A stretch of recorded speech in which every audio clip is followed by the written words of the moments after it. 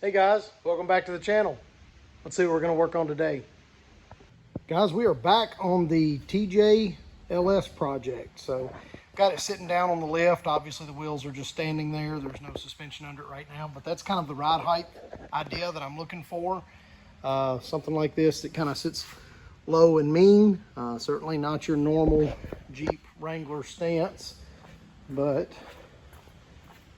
I think it totally achieves what I'm looking for, which is that look right there.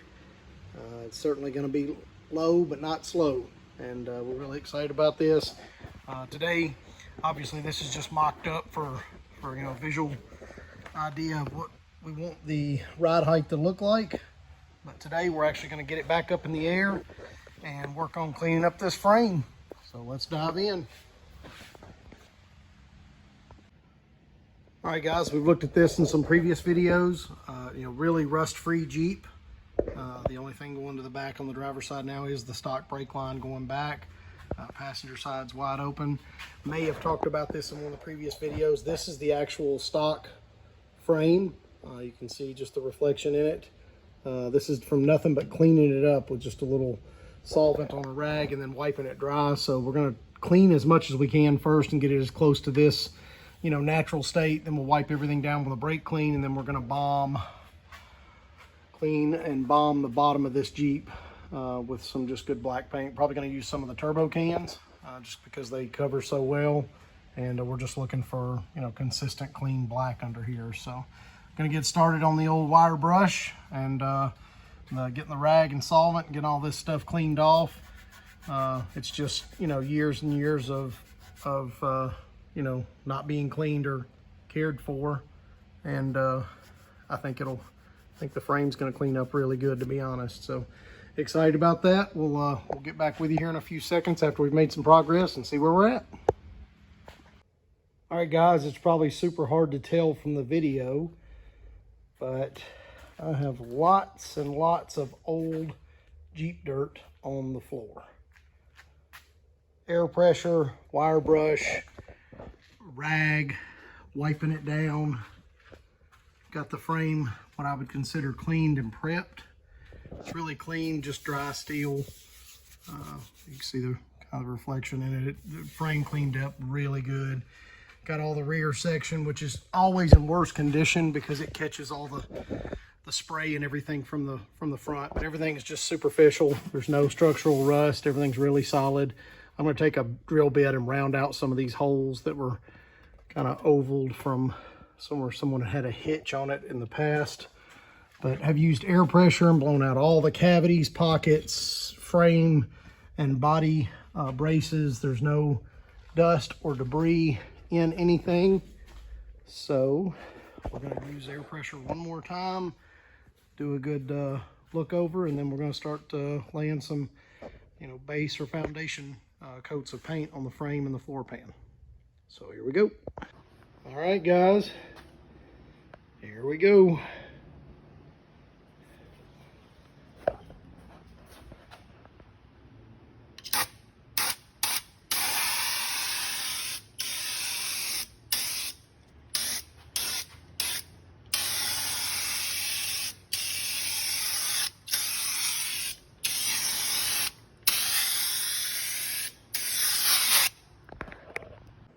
Well, guys,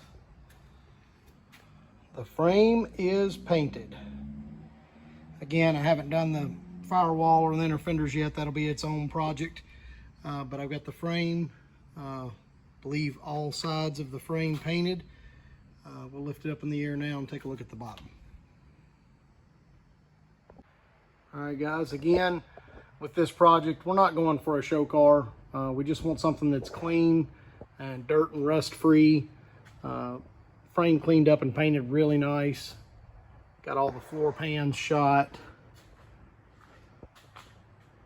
Trying not to move too fast here. Got a nice clean couple coats of paint, a couple of runs, but again, the turbo can is not made for precision, but it is made for mass amounts of volume. So we were able to get all the floor pans everything coated, got a couple of good coats on the frame. Certainly there'll still be a few more points where we'll have to touch up along the way, but this is a kind of that baseline.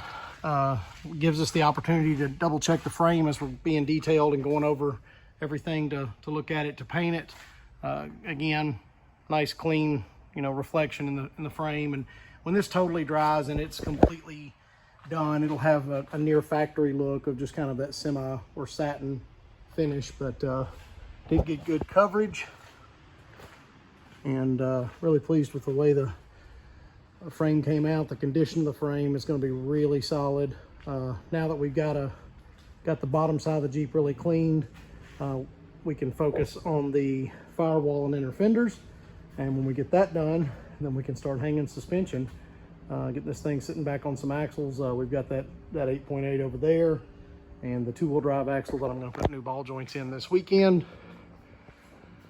And the LS Jeep will be one step closer. Guys, now that the frame is done, we can start working on this Ford 8.8, getting it finished up. We got to get it all cleaned and prepped.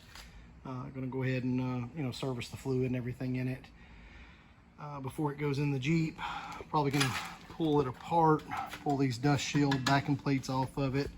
Dylan, we'll take a look in a second. Dylan ordered me, my son Dylan ordered me a set of drilled rotors for the front axle. So we'll go ahead and get a set on the way for the 8.8. We'll get this thing all cleaned and painted. There's a new braided brake line for the rear from Rough Country. And we'll get this thing all cleaned and painted, and next week we'll get some suspension hanging under it. All right, guys, taking a look at the front Dana Zero axle, is what I'm calling it, because obviously it's not a 30 or a 44 because it has no chunk. So we're going to call this the Dana Zero. Went ahead and put a new set of Rough Country ball joints, heavy duty ball joints, top and bottom. The hub bearings are the same as a four-wheel drive. They just use a little stopper stub shaft that goes through and compresses and holds that bearing together. You know, keeps tension on preload on it. Got the tube all cleaned up, inspected, checked everything out. Went ahead and put the new ball joints in, got those greased. Pulled the hubs out of the knuckles, cleaned and inspected those. They're in great shape. They're obviously newer than the axle. This is a two-wheel drive axle out of a Jeep Cherokee, an XJ. But it's a direct bolt-in for the TJ, so that should take care of the front axle. It's basically ready to go in. We've got these new brakes here from Detroit Axle that my son Dylan ordered for me. Some cross-drilled vented rotors and a brand new set of premium brake pads from Detroit Axle. So we'll get those put on it once we get it under the Jeep, and the Dana Zero will convert this project to a official two-wheel drive. Guys, we appreciate you tuning in to another little LS TJ build video. We did get the frame done today. Like I said, the next thing we'll be working on is those inner fenders and the firewall. Got to make a couple of block-off plates where the heater box and things were before. But when we get that done, then we'll get the firewall and the inner fenders and under the hood cleaned and painted. And then at that point, we should be done with that type of work. We can go ahead and get the suspension under it, and even getting it sitting on some rollers to make it, one, mobile in the shop, and two, to start dialing in the stance a little bit. We won't really be able to fine-tune that until the engine and transmission are in it, but we are trying to get it down, measure for back spacing, and go ahead and get some of those things in the work as well.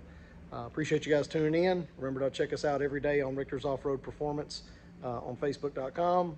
Check us out on TikTok at Richter's Off-Road, and here on YouTube. Remember to click, like, and subscribe. Appreciate it. Thanks.